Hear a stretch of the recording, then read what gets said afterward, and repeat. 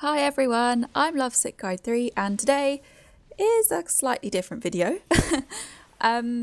Recently in Destiny there have been some patches and updates regarding Titan changes, and because Titan is my main class, particularly Defender, I thought I'd talk about my opinion on these changes.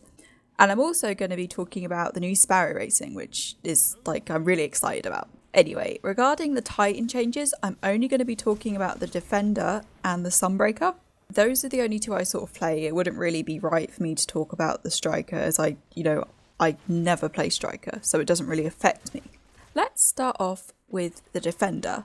I was most interested in the Defender Super was the new sort of buff they gave it, which was when you activate your bubble, you gain your fully charged grenade and melee back.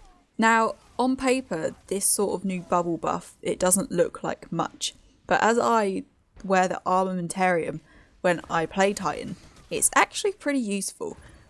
You know, being honest, I feel like I have more defense inside my bubble with at least sort of one fully charged grenade and melee.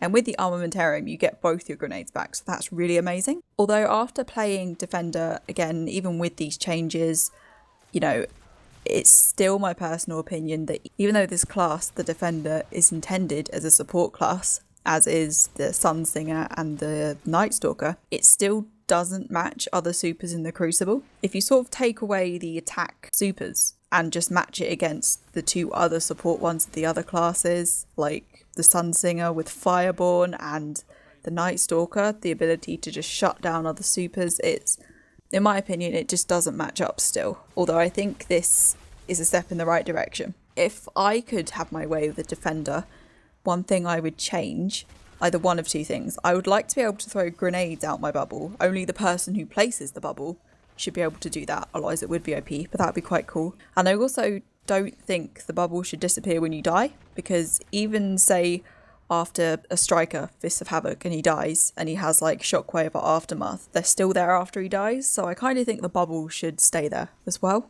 just to make it fair. And yeah, I wasn't too impressed with the new Defender changes, but it is a step in the right direction. I also tried Sunbreaker, and I haven't really, I didn't really focus on these percentages that Bungie gave us. I just wanted to play and see for myself. So I played Crucible today as a Sunbreaker, and one thing I immediately noticed was less hammer kills in the kill feed. There was, sort of 2, maximum 3 kills per person who tried to use Sunbreaker. And I was actually able to kill a few Sunbreakers while in their Super 2, and that was really good actually. I think they've done a good job there.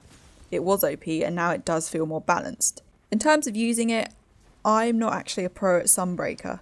It didn't feel much difference, but obviously it's sort of lower rate of fire of hammers and, with the armour sort of nerfed as well on a Sunbreaker, it's definitely going to make a difference, and I think it will make Crucible more enjoyable as a whole. As well as these two changes, one Titan change that of all 3 subclasses was the ability to extended melee range. We all know that the Titans suffered T-Rex syndrome. They were only able to punch using their little arms. And I mean, I did try this and I did get a good few punches in, but it's obviously making a difference. But I personally didn't notice the difference while playing. It sort of happened really quick, so I don't know if that had anything to do with it. And I'm sure they did change it. They changed it. I didn't feel much difference, but a lot of people were saying it's really good, so I'm going to go with that and just maybe go with the fact that I wasn't quite concentrating on the melee range. With the Titans, they are, in my opinion, taking a step in the right direction, but particularly regarding the Defender, and I'm not being biased, as I play it constantly, but I know this subclass inside out, and I played a lot of it in Crucible at the beginning and still do. It needs a buff. 100% it needs it. Another major update in the Destiny world recently has been Sparrow Racing, the SRL, the Sparrow Racing League. And I played this with the Clueless Guardians, and first game, amazing. So much fun. It was new. It was different. It was so good. You wouldn't expect it in Destiny, to switch sort of agendas like that. And it kind of works. But the problem is, obviously, this is a 3-week event. And with only 2 maps, it does get boring pretty fast. But I'm really impressed with sort of the amount of loot you can get and how easily you can get it. And I'm kind of thankful for RNG in this event, because you know, I'm not the best racer, and, you know, I've still got exotic engrams and good gear and horns for my sparrows whilst finishing last. So I am kind of grateful for that, and it does make it sort of playable for everyone. It doesn't matter your sparrow racing ability. I think that's really good. Bungie, yeah, they definitely need to work on making more tracks, because this has really good potential. Personally, I'd like to see like an interceptor race and like maybe sparrow racing where you're allowed a weapon like a primary or something.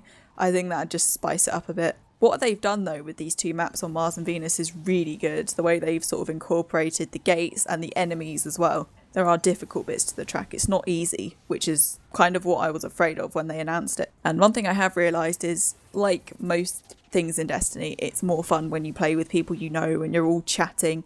Whereas when you're playing by yourself, it's not great. And the bounties are challenging too. And yeah, you want stuff that's going to challenge you. If these maps were easy and the bounties were easy, it would become boring even more quickly. Anyway, yeah, I just wanted to let my opinion known.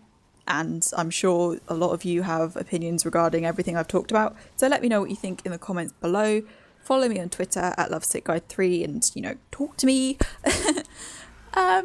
Yeah, thank you for watching. Have a good day wherever you are, and I'll see you all soon.